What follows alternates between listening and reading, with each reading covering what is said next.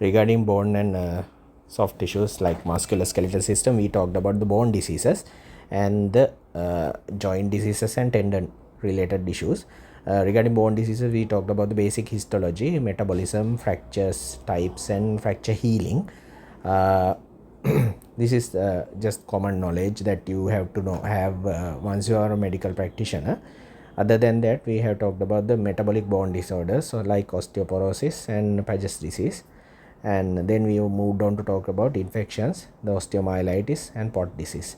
What are the common factors that are associated with osteomyelitis in the childhood and adulthood? We have talked about those things. And one of the utmost important topic is bone tumors.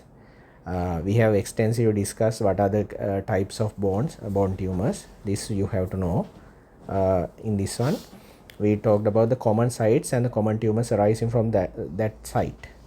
You know, the diaphyseal and metaphyseal and other regions. There are certain tumors arising from each of those sites which are characteristically arising from that site. So this we have discussed. You have to know those things. These are common areas to question on.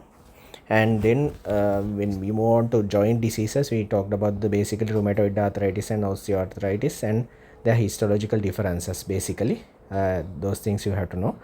And we talked about the gout also. Regarding tendons, we just discussed about the common tumor in the tendons that you known to arise, the tenosynovial giant cell tumor. It's better if you know how to recognize these things. Okay, that's about it.